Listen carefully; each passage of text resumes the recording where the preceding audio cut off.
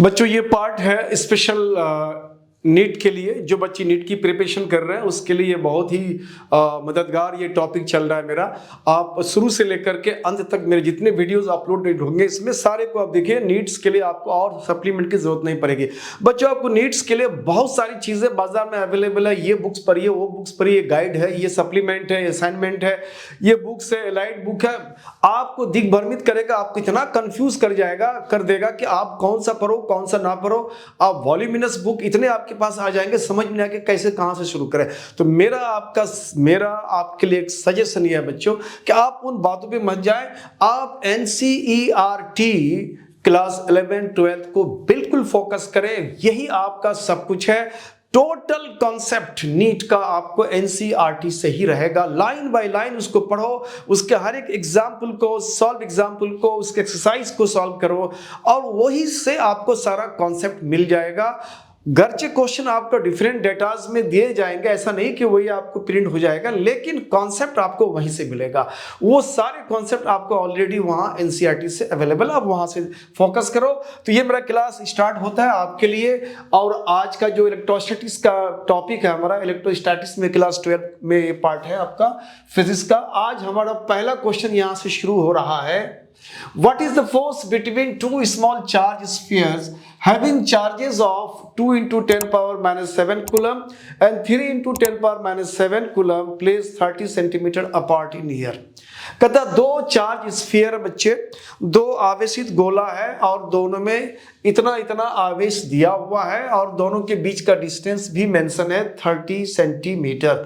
तो कह रहा है कि इन दोनों के बीच में कितना फोर्स लगेगा। तो आप कूलम फोर्स से इसके वैल्यू को आराम से डिडक्ट कर सकते हो। मान लो एक स्फीयर हमारा यहाँ है ए में और यहाँ पे चार्ज हमारा 2 into 10 power minus 7 कूलम और 30 सेंटीमीटर की दूरी पे एक दूसरा पॉइंट है बी और वहां स्फीयर है हमारा 3 into जिसपे चार्ज है 10 power minus 7 कूलम और इन दोनों के बीच जो डिस्टेंस है बच्चों ये 30 सेंटीमीटर है। अब हमें इन दोनों के बीच का फोर्स निकालना है। तो बिल्कुल हम यहाँ कूलम्स लॉ को इजीली यूज कर लेंगे। F equal to 9 into 10 power 9 product of charges, दोनों चार्जेस का प्रोडक्ट डायरेक्ट कर देते हैं। तो 2 into 10 power minus 7 और ये 3 into 10 power minus 7 upon distance square. Distance बच्चों हमारा 30 है, ये सारा चीज कूलम में दिया हुआ है, इसका मतलब एसआई यूनिट है। तो डिस्टेंस हमें एसआई बनाना पड़ेगा। तो अगर हम डिस्टेंस को एसआई बनाएंगे, सी अगर हट जाता है तो मीटर रह जाएगा और मीटर हमारा एसआई है। सी का मतलब सेंटी होता है और सेंटी का मतलब होता है योटा जेटा एक्सा पीटा, आपने पढ़ा है। तो सेंटी का मतलब 10 power minus 2 होता है। तो अब ये हो गया इतना मीटर। तो ये हो गया 30 into 10 power minus 2 और इस पे स्क्वायर है तो स्क्वायर कर दिया। अब इसमें थोड़ा सा सिंप्लीफिकेशन मांगता है तो हम लोग विदाउट 10 वाले को एक तरफ कर लेते हैं। जैसे 2 है, 3 है, 9 है तो यहाँ कर दिया 9, यहाँ 2 and 3 और 10 वाले को ऊपर में एक साथ कर लेते हैं।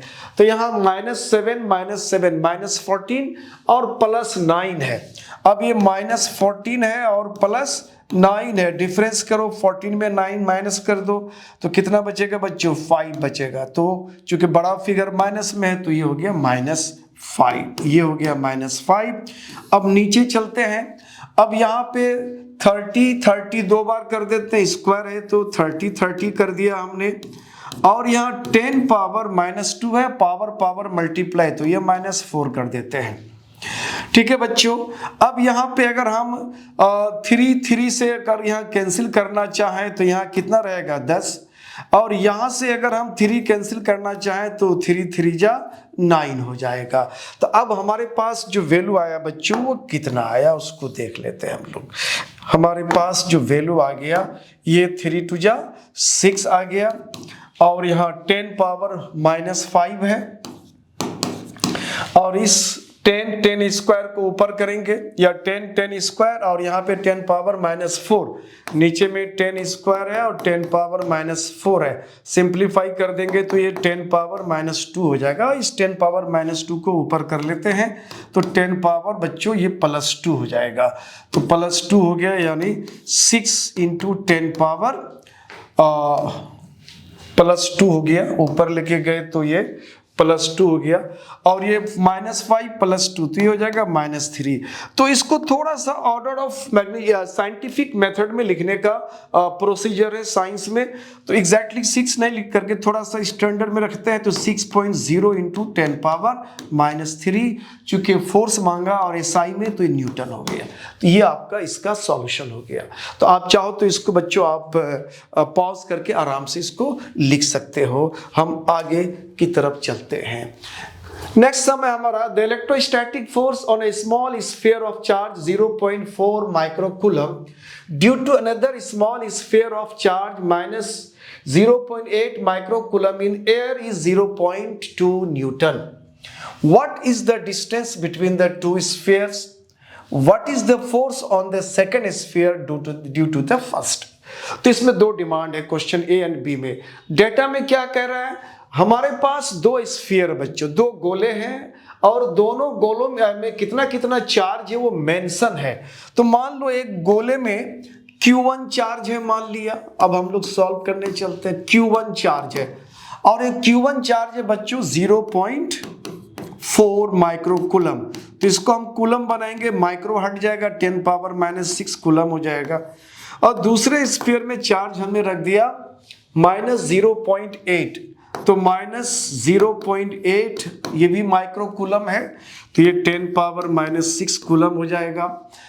और इन दोनों के बीच का डिस्टेंस हमें पता करना है, ये पता करना है। लेकिन फोर्स का वैल्यू दिया हो जो 0.2 न्यूटन दिया हुआ है, दोनों के बीच जो फोर्स लग रहा है 0.2 न्यूटन है। अब कह रहा है कि what is the distance between the two spheres, दोनों स्फीयर्स के बीच का डिस्टेंस क्या होगा, and what is the force on the second sphere due to the first. Second sphere पर फर्स्ट स्फीयर कितना फोर्स एग्जर्ट करेगा वो निकालना है। तो हम लोग यहाँ पे देखते हैं इस तरह से, मान लो एक स्फीयर हमारा पॉइंट A पर चार्ज Q1 है और R डिस्टेंस पे दूसरा स्फीयर है बच्चों पॉइंट B पर और इसमें चार्ज Q2 है। अब इस हिसाब से दोनों के बीच जो फोर्स लगना है बच्चों, तो ये फोर्स कितना हो जाएगा 9 × 10 पावर 9 प्रोडक्ट ऑफ चार्जेस। तो चार्जेस का प्रोडक्ट है, यहाँ पे हम लोग सेट कर देते हैं वैल्यू डायरेक्ट 0.4 10 पावर -6 और दूसरा भी वही है माइक्रोकूलम में है, लेकिन ये नेगेटिव में। तो बच्चों फोर्स में जो चार्ज का साइन वो नहीं आता है, न्यूमेरिकल वैल्यू लेते हैं। तो यहाँ पे आ जाएगा सिर्फ 0.8 × 10 पावर -6 प्रोडक्ट ऑफ चार्जेस हो गया upon distance square. Distance square बोले तो R²। ये हमें नहीं पता है, ये हमें पता करना पड़ेगा। तो हम लोग इसको पता करते हैं क्या हो जाएगा। तो R² को हमने यहाँ करा, R² यहाँ करा, तो अब ये वैल्यू क्या आ गया हमारा 9। अब ये जो नॉन जीरो फिगर है उसको एक तरफ करते हैं, जैसे 10 वाला पावर्स में जो है उसको अलग कर लेते हैं। तो ये 9 × 0.4 × 0.8। अब उसके बाद हम लोगों ने करा 9 10 पावर 9 है यहाँ पे और यह 10 पावर -6 तो -12 हो गया एंड डिवाइडेड अपॉन हमने R² को यहाँ करा और F को यहाँ कर दो, और F का वैल्यू ऑलरेडी मेंशन है बच्चों 0.2 न्यूटन। तो यहाँ हमने इसको 0.2 न्यूटन कर दिया फोर्स का वैल्यू को। अब यहाँ पे हम लोग इसको कैंसिल करते हैं। कैंसिल करने के लिए हमने क्या करा बच्चों कि इस डेसिमल को हमने इधर कर दिया 1 डिजिट, तो इसका भी डेसिमल 1 डिजिट यहाँ आ जाएगा। इसका मतलब ये 2 हो जाएगा और यहाँ 8 हो जाएगा। तो ये कितना टाइम्स चल जाएगा 4 टाइम्स चल जाएगा। चूंकि हमने डेसिमल इधर करा तो 8 हो गया, उतना ही डिजिट डेसिमल नीचे भी हमने करा तो बात बराबर है, तो 2 हो गया, 2 4 जा 8। उसके बाद यहाँ पे क्या होता है बच्चों, ये 9 है और ये हमारा 4 आ गया। और यहाँ पे हमने क्या करा, इस डेसिमल को हमने यहाँ कर दिया। तो ये डेसिमल इधर तब आएगा जब इसको 10 से मल्टीप्लाई करोगे।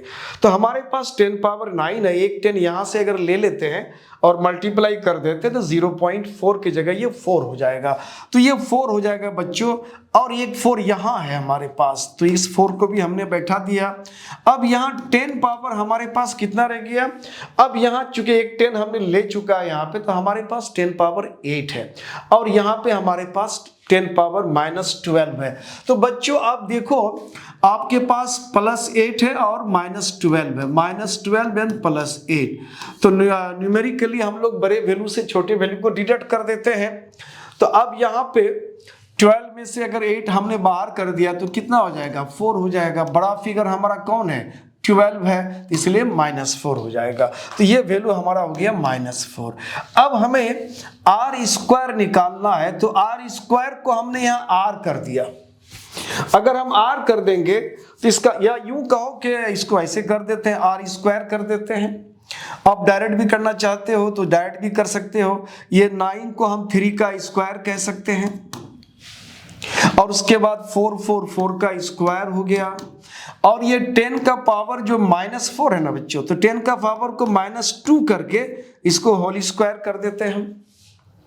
तो ये सब तीनों फैक्टर हमारा स्क्वायर में, और ये भी स्क्वायर में है। जब स्क्वायर को हम लोग रिमूव करेंगे तो दोनों तरफ से एक साथ रिमूव हो जाएगा।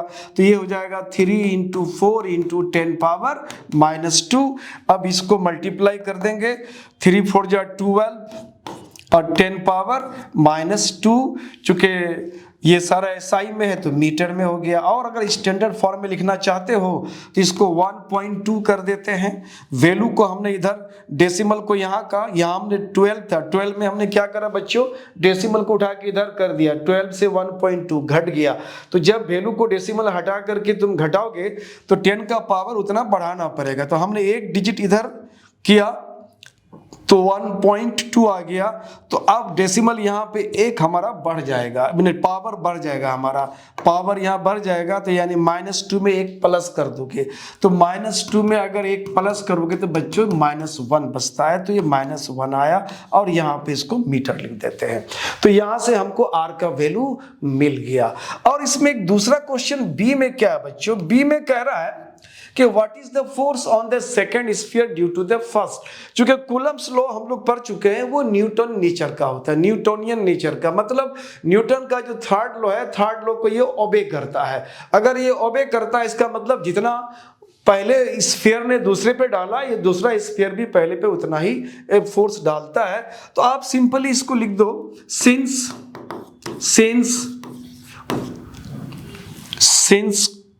Coulomb's force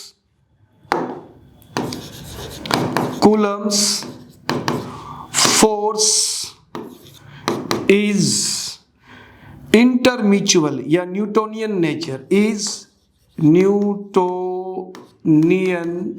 nature,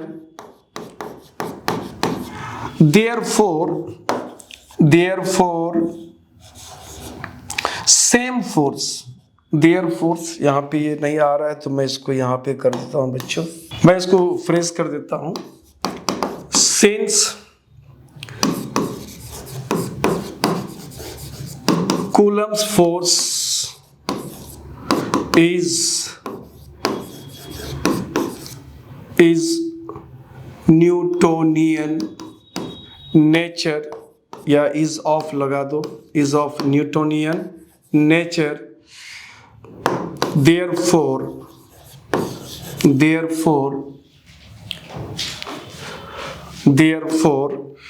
first sphere will exert same amount of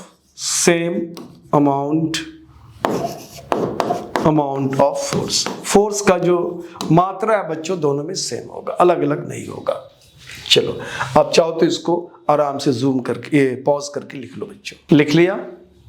चलो आगे चलते हैं। अगला समय बच्चों हमारा यहाँ पे चेक दैट द रेशियो के square G M E M P is dimensionless. पहले तो ये बताना पड़ेगा बच्चों कि ये जो हमारा रेशियो है वो डायमेंशनलेस है। डायमेंशनलेस का मतलब है इसका कोई यूनिट नहीं है, इसका कोई डायमेंशन नहीं है। तो डायमेंशनलेस के लिए हमें ये पता करना कि ये जो वैल्यू दिया हुआ है, यहाँ जो सिंबल है, ये सिंबल क्या है। तो इन सिंबल्स को हम लोग बखूबी हम लोग को पता होनी चाहिए, हम लोग इसको अच्छी तरह से जानते हैं। तो सॉल्यूशन में देखते हैं यहाँ पे K E square upon capital G M P और एम ई, या एम ई पहले है एम पी बाद में, बात एक ही है। के कूलम कांस्टेंट है, coulomb force constant. Coulomb force constant का वैल्यू बच्चों यहां से आप लेते हो, जैसे फोर्स बराबर क्या लिखते हैं हम लोग, coulomb force constant product of charges upon distance square. बच्चों अगर याद आपको नहीं रहेगा तो आप के का वैल्यू यहाँ देख लो, के को यहाँ कर दो, इन सब को इधर कर दो। जैसे यहाँ पे यहीं से आप इसका यूनिट लिख सकते हो। फोर्स का यूनिट क्या हो जाएगा बच्चों, न्यूटन हो जाएगा, तो आपने न्यूटन बैठा दिया। इस आर स्क्वायर को इधर करोगे डिस्टेंस के लिए तो मीटर स्क्वायर हो जाएगा, तो यहाँ मीटर स्क्वायर कर दिया। अगर आपको याद नहीं है तो फट से फॉर्मूला लिख लो आराम से। ये चार्ज है कूलम, कूलम है, इधर करोगे डिवाइड में आ जाएगा, कूलम स्क्वायर आ जाएगा नीचे, ऊपर करोगे कूलम का स्क्वायर में नेगेटिव आ जाएगा -2। उसके बाद ये हमने के का वैल्यू रखा। उसके बाद यहाँ इलेक्ट्रिक चार्ज, यानी जिसको हम लोग इलेक्ट्रॉनिक चार्ज या बेसिक चार्ज कहते हैं, जिसको हम लोग चार्ज ऑफ इलेक्ट्रॉन कहते हैं, ये आपको कूलम में आता है। तो कूलम में लेते हैं इसका वैल्यू। तो अब ये चार्ज का यूनिट कूलम है, स्क्वायर है, तो यहाँ कूलम का स्क्वायर आ गया डिवाइडेड अपॉन या जी का वैल्यू। हो सकता है कि जी का वैल्यू भी आप याद ना कर पाओ, तो इसको ऐसे याद रखोगे, दो बॉडीज के मास के बीच, दो पिंड के द्रव्यमान के बीच जो फोर्स लगता है वो F equal to capital G, उसके बाद m1 m2 upon are square. तो बच्चों अब यहां से आप जी को गोल घेर दो, बाकी सारे फैक्टर्स इधर कर दो, तो यहाँ F के लिए हमारा क्या आ जाएगा, न्यूटन आ जाएगा। उसके बाद ये आर स्क्वायर को इधर करेंगे, ये मीटर है बच्चों, तो मीटर स्क्वायर हो जाएगा यहाँ पे, तो यहाँ हमने मीटर स्क्वायर कर दिया। उसके बाद ये मास है केजी, ऐसा यूनिट होता है, इसका भी मास द्रव्यमान केजी होता है, उसको इधर करोगे, खाली इधर जी रखना है, इधर करोगे डिवाइड हो जाएगा केजी, ऊपर करोगे केजी स्क्वायर यहाँ पे -2 हो जाएगा। उसके बाद यहाँ मास ऑफ प्रोटॉन, मास का ऐसा यूनिट केजी होता है तो केजी हो गया, और मास ऑफ इलेक्ट्रॉन वो भी केजी होगा, उसका ऐसा यूनिट तो केजी स्क्वायर कर दिया, दोनों का मिला करके। अब देखो यहाँ कूलम पे पावर -+2 है और -2, ये कैंसिल हो जाएगा। Newton square newton, meter square, KG power 2 और केजी पावर -2 ये भी कैंसिल हो जाएगा। तो ये हो गया यूनिटलेस, सारा यूनिट यहाँ पे कैंसिल हो गया, यूनिटलेस। इसी को कहते हैं hence dimensionless, unitless hence dimensionless, hence dimensionless.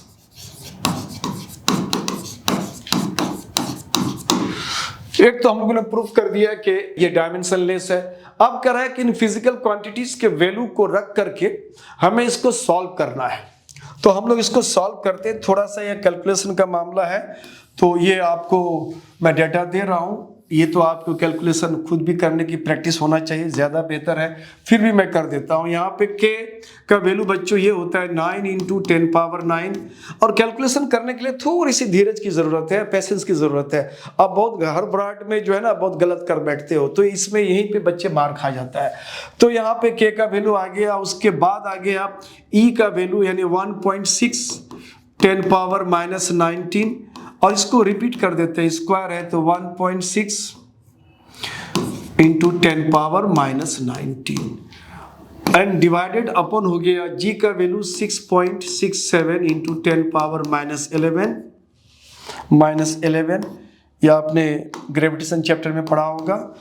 उसके बाद आता है mass of proton, mass of proton होता है 1.673, तो ही डिजिट लेते हैं, इंटू 10⁻⁻27 kg, और मास ऑफ प्रोटॉन होता है 9.1 × 10⁻31 kg। तो ये आपका एक फिगर है।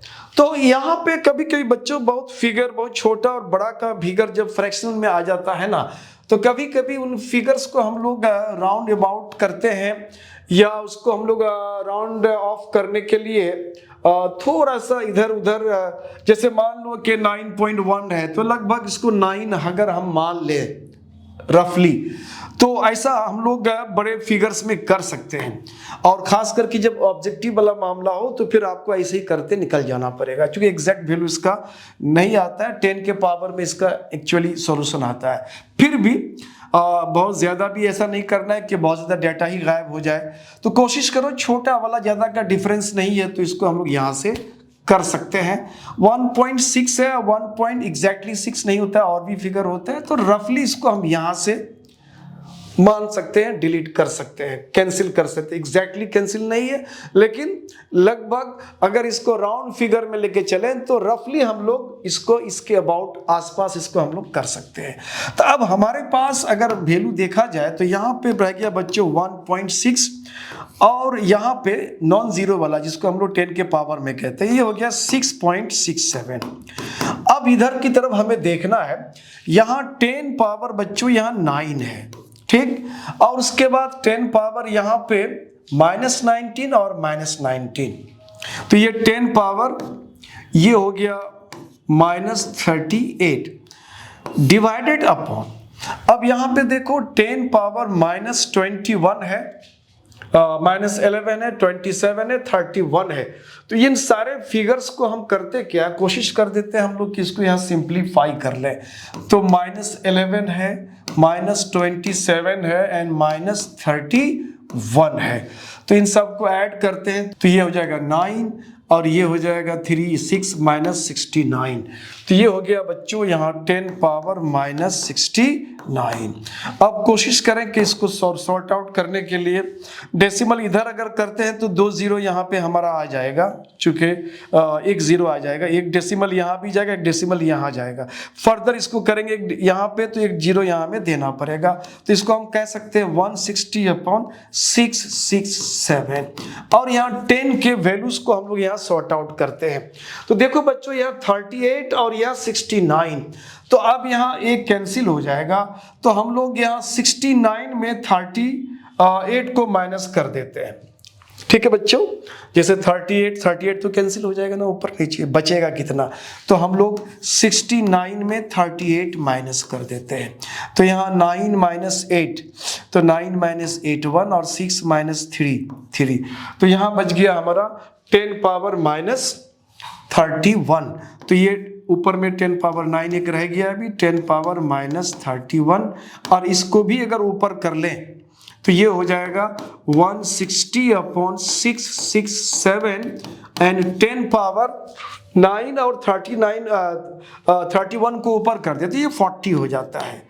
अब इस 40 में बच्चों क्या करते हैं, एक जीरो हम ले करके, चूंकि डिवाइजर यहाँ 667 है और ये 160 है, तो डिवाइजर बड़ा है तो वैल्यू डिवाइड में ये फ्रैक्शनल आ जाता है। तो कोशिश करते कि एक इंटीग्रल जरूर आ जाए। तो इसके लिए लाने के लिए हम लोग क्या करते हैं कि यहाँ से एक 10 लेके इसको हम लोग थोड़ा इनहांस कर देते हैं। तो ये हो जाएगा 1600, तो 1600 अपॉन हो जाएगा ये 667, और यहाँ रह गया 10 पावर 39। अब इसको हम लोग राउंड फिगर करते हैं। राउंड फिगर बोले तो इस वैल्यू को हम लोग रफली इसको सॉल्व करेंगे बच्चों। तो आप इसको 1600/667 इसको लगभग सॉल्व करके देख लोगे तो ये जाएगा 2 पॉइंट समथिंग के आसपास हो जाएगा, 2.2 2.3 व्हाटएवर देख लेना, एंड 10 पावर 39। अब ये ऑर्डर ऑफ मैग्नीट्यूड में अगर रखेंगे तो इसको हम लोग अप्रोक्सीमेटली 10 पावर 39 ही कहते हैं इसको। तो 10 पावर 39, एक तो ये हुआ कि इसका वैल्यू हम लोगों ने सॉल्व कर लिया। कहता है व्हाट द रेशियो सिग्निफाई, ये रेशियो क्या सिग्निफाई करता है, दिस इज वेरी इंपॉर्टेंट। पहले बच्चों इसको आप पॉज करके पहले लिख लो, अच्छा रहेगा। आपने पॉज करके उसको लिख लिया बच्चों, ठीक है। अब कह रहा है कि ये जो वैल्यू आया है कहां से आया, पहले इसको मैं देख लें। ये इलेक्ट्रोस्टैटिक फोर्स और ये ग्रेविटेशनल फोर्स दोनों का ये रेशियो है, किस किस के बीच। तो बच्चों यहां पे एक इलेक्ट्रॉन है और सम डिस्टेंस पे यहां पे r डिस्टेंस पे हमारा प्रोटॉन है। ये इलेक्ट्रॉन है और यहाँ पे प्रोटॉन है। इलेक्ट्रॉन का चार्ज, बेसिक चार्ज को सिंबल ई लिखते हैं, और प्रोटॉन के बेसिक चार्ज को सिंबल में ई लिखते हैं। फर्क यह है कि ये पॉजिटिव में रखते हैं और इसको नेगेटिव में रखते हैं, ठीक है। अब इन दोनों के बीच अब इनका ये तो चार्ज की बात हो गई। मास, इसके मास को me कहते हैं और इसके मास को हम mp कहते हैं। ये दोनों एलिमेंट्री पार्टिकल के बीच का डिस्टेंस। तो फोर्स बिटवीन, जब दोनों के बीच में इलेक्ट्रोस्टैटिक फोर्स लेंगे बच्चों, तो वहां पे चार्ज का प्रोडक्ट होगा। क्या आएगा? कूलम कांस्टेंट लेते हैं हम लोग, force Coulomb constant, product of charges यानी E upon distance square R square. अब ग्रेविटेशनल फोर्स की बात करेंगे बच्चों, तो फिर यहां आ जाएगा gravitational constant, product of masses यानी mp into me upon distance square. तो ये डिस्टेंस स्क्वायर दोनों में कॉमन आउट हमारा कैंसिल हो जाता है। ओके, तो अब ये जब ये कॉमन हो गया, हमारा आउट हो गया, ये हमने इसको कैंसिल आउट करा, तो अब ऊपर में वैल्यू क्या बचा हमारा? k e स्क्वायर, और यहां पे आ गया g mp एंड me। यहां क्या बता रहा है? Ratio of electrostatic force and gravitational force. ये वैल्यू आपका कितना है? राउंड फिगर में इसको हम लोग क्या बोलते हैं बच्चों? तो राउंड फिगर की अगर बात करें तो ये 10 पावर 39, यानी इसको हम यूं कह सकते हैं कि electrostatic force equal to 10 power 39 times of the gravitational force. यानी इलेक्ट्रॉन एंड प्रोटॉन के बीच में सम पर्टिकुलर डिस्टेंस पे जो ग्रेविटेशनल फोर्स लगेगा उसका 10 पावर 39 टाइम्स उन दोनों के बीच में इलेक्ट्रोस्टैटिक फोर्स लगेगा। अब सोच सकते हो कि इलेक्ट्रोस्टैटिक फोर्स कितना खतरनाक है, कितना भयंकर है। इससे 10 पावर 39 आप कल्पना कर सकते हो, सिर्फ इतना जबरदस्त ये वैल्यू होता है। तो ये सिग्निफाई करता है कि electrostatic force, this signifies that electrostatic force is much more greater than gravitational force, much more greater than gravitational force. तो ये बच्चों हमारा आज का ये क्लास यहीं तक है, और फिर अगला वीडियो मेरा इसी में आएगा कंसेक्यूटिव, आप इसको जरूर देखो। ये आपका नीट स्पेशल चल रहा है बच्चों, जो बच्चे नीट की तैयारी कर रहे हैं उनके लिए बेहतरीन सप्लीमेंट है। आप एनसीईआरटी को अपना ओढ़ना बैठना बना लो, उसको आत्मसात कर लो। सारा दुनिया का जो कॉन्सेप्ट है आपको एनसीईआरटी में ऑलरेडी मेंशन है, जरूरत है आपको समझना और पढ़ने का। Thank you for watching my channel.